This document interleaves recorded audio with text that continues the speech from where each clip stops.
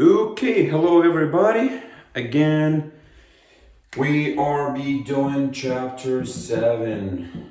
And for those who don't know what is chapter 7, we're going to talk about shear force diagram versus bending moment diagram. Shear force diagram, bending moment diagram.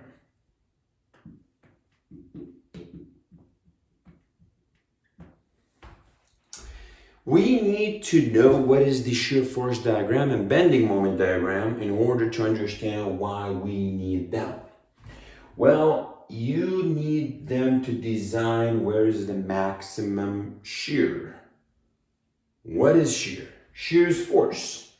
If you hypothetically see this beam with a length of L, the cross section of that beam needs to have some stirrup for resisting the shear. So you want to provide stirrup along the beam or along the length of the beam. That's how would we do it with shear force diagram. Bending moment diagram, you need to know what would be the reinforcement inside the beam in order to resist the bending. Well, the way I typically do it, I would say first, we need to calculate the reactions.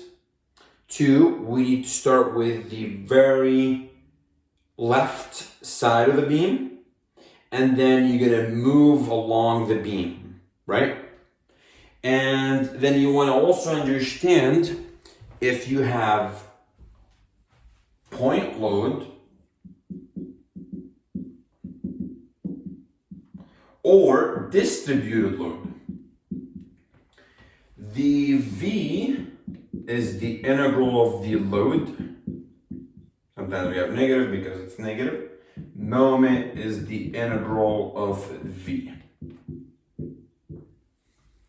So that means if you are having point load, your shear would be constant, your moment would be linear.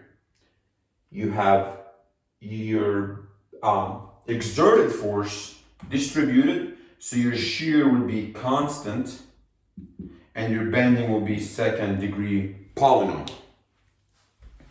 So let's see an example.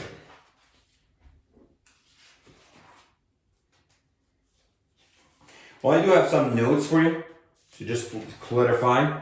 Point load, as I explained, if the external load is a constant load, then the shear is constant and the bending moment is linear. Your W is, the derivative of W is, or let's put it that way, the integral of the load is the shear, or you could say derivative of V is W. And 1, you start with the left, you carry yourself on from left to right. You want to make sure that if you have a situation like this, your moment at each end 0. We know that there will be no moment here and here. If you have fixed end, you want to make sure that you account for that moment. So keeping consistent with the previous or what we know about boundary condition, all that type of things. So let's go ahead and solve one problem. Before I solve one problem, let me share with you quickly what would be if you have 0 shear. So when you have 0 shear, that means your maximum moment. Who told you that? Well, let's go back to calculus. If you have a function, let's say just hypothetically moment. If you take the derivative of the moment, set it equal to 0, the x value, which we call them what? Critical will give you the maximum associated moment. So those are what we call them inflection points, right? Critical points of moment, but they're not technically critical moments or critical values. They are the second derivative of W. That's what I call inflection. So really important to know where is the shear equals 0, because that's a derivative. To know how much we need to provide bending moment rebar. Let's do an example and see how would we solve something like, let's see.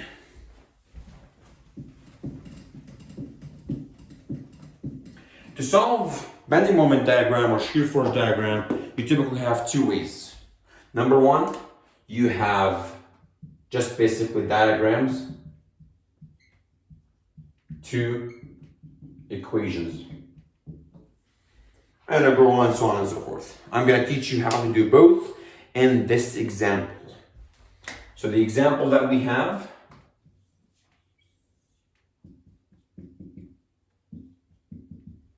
and you've got 2.5 kLF distributed load and 1 feet 2.5.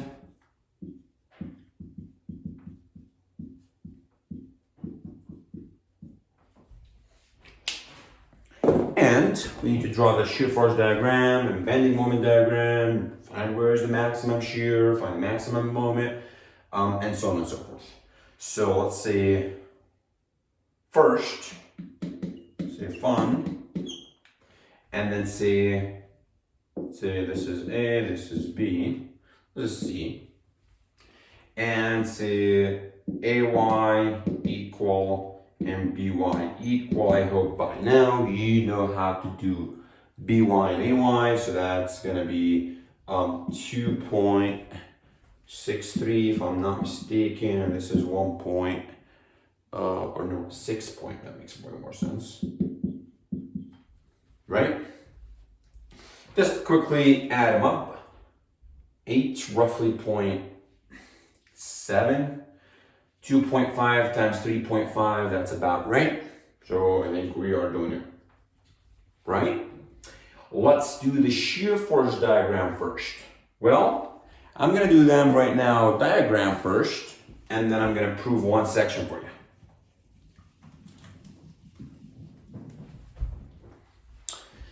So, to do the shear force diagram, here is some tips for you. If you are one of my students, therefore you gotta label the axis, V of X in terms of kip, X in terms of feet. You're doing shear force diagram, right? Make sure that you know how to do this. You start with AY, which was 2.63. And then you're gonna drop by a magnitude of 2.5 times 2.5 because that's your dummy load, which is 6.25. How? This is constant. Your shear is going to be linearly decreasing. So that's going to drop all the way to this point and not scale by 3.63 or 3.62. Okay, a lot of people ask me why you don't put the negative here, because I'm below the x-axis. It doesn't matter. So, and then linearly. And then you're gonna go up by, remember that was 6.13, I think.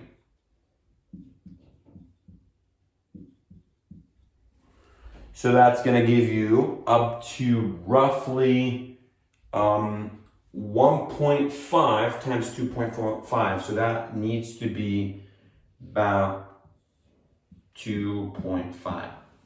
Well, how do you know? Because the area underneath this part is 2.5 times 1.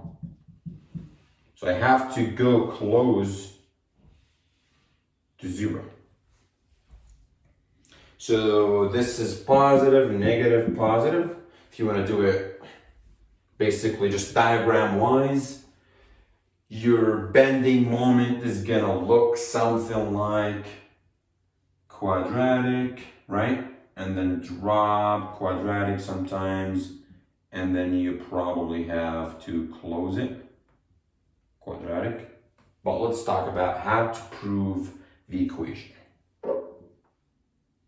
Well, before you do the equation, let's continue with the definition of moment of x is the integral of v of x dx. That means the integral of v is moment, so that means the area underneath this, it should give you the moment underneath this curve. So if you do so, if I cut a section somewhere here, or somewhere here, it would be the same thing, right? Because you don't have any discontinuity point from A all the way to B. And I take that section, so that section would look like, let's go to this side. Just erase this for the purpose of cutting this section.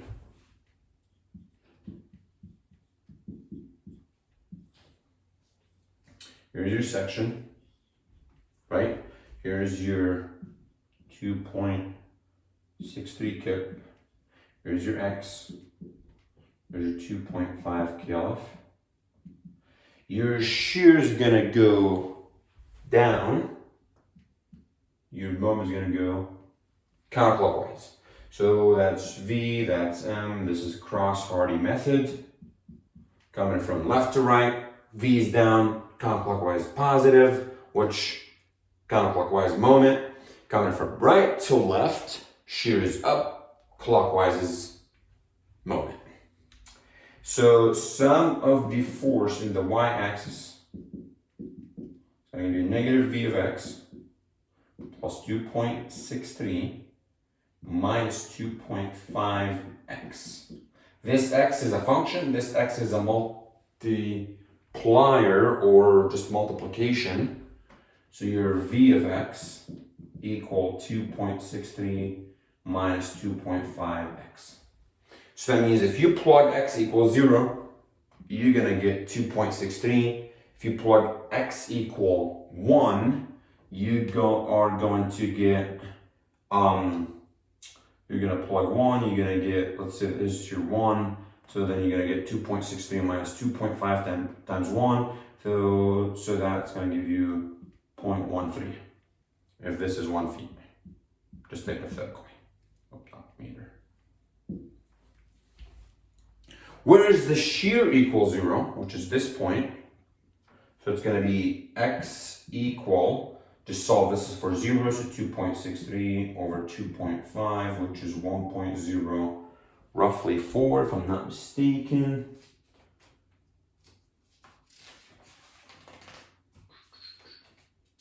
.5 feet. So this value, whether from equation 1.05 feet or similar triangles, which is 2.63 over x should be equal to 3.62 over 2.5 minus x, right? You should get 1.05 feet. You could sum the moment and come up with an equation and then draw that. So to do so, let's erase the shear force diagram. We're gonna keep this fun because it is so much fun. This is one of my favorite topics to teach.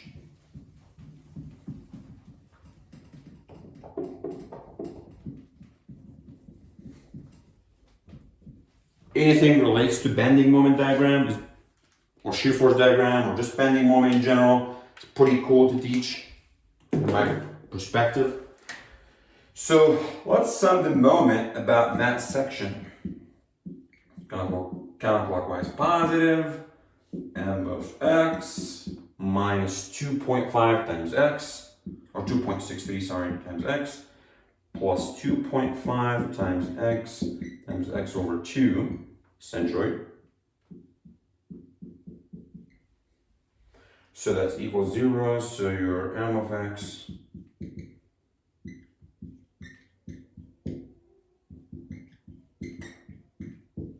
well, if you take the derivative of that, set it equal to 0, you're going to get x equal 1.05. Remember? Because the derivative of this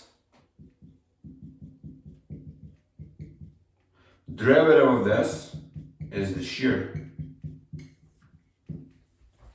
Right? Just make sure that you have this pattern in your head. Just hammer it. Well, if I want to know what is the moment at x equals 0, simply it's going to be 0. We know this. Just let's try. 2.63 times 0, 0 minus 1.25 times 0 squared, that's 0. If I want to know it before this, by the way, equation is valid before 2.5. That's just a piecewise function. If you want to know it before 2.5, any point along the beam from A to B, from 0 to 2.5, you could plug in this equation. The one thing that you want to know, or you want to make sure that you address it, is you want to plug 1.05 feet, because you want to know where is the maximum bending moment, which we identify here, or take the derivative, let it equal to 0, find where's the maximum bending moment. So now, I guess we could just draw that, right? I'm going to give you a second to just digest this and pause it if needed. And remember, it is fun. So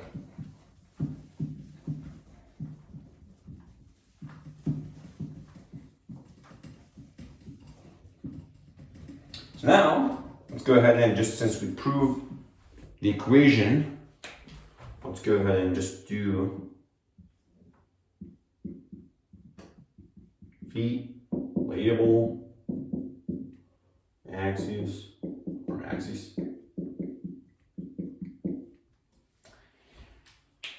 What did we say? 0, right? If it's fixed end, it's not going to be 0. So it's going to go up, right? And then it's going to go down, and it's going to go up again. Right? This is your max at 1.05 feet. If you plug it into your calculator, you should get 1.38.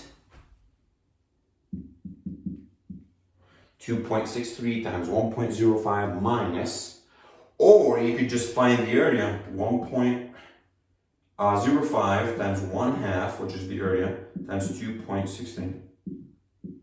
This should give you this. And then subtract the other area, which is 1/2, the complementary of 2.5 minus 105 times, what is it, 3 point something, 6.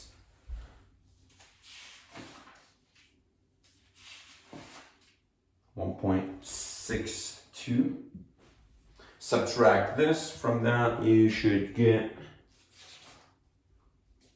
1.24, and then it's going to go back to 0. And the reason why it's going back to 0, because if you recall, the area underneath that part, it was simply 2.5, and this is 1 feet, so 1/2, 1.2, or 1/2 times 1 times 2.5, that is 1.25. Since misclosure happens, rounding up, down, and so on, so you're going to get really teeny tiny, but this should be really close to 0. 1.25 minus 1.24, or 1.24 minus 1.25, that gets you to 0.01, so that's pretty close to 0, so we are doing it right. So you're going to connect the dots. Okay.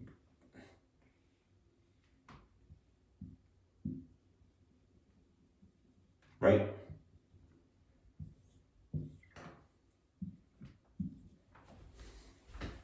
And that should do it.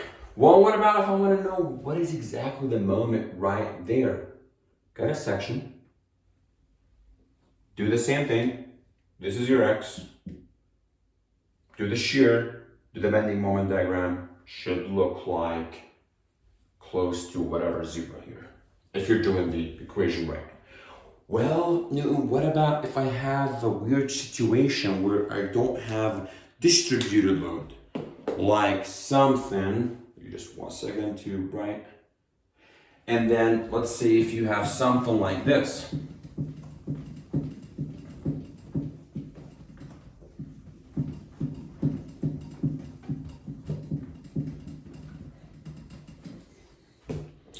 Well, what about if I have something like this?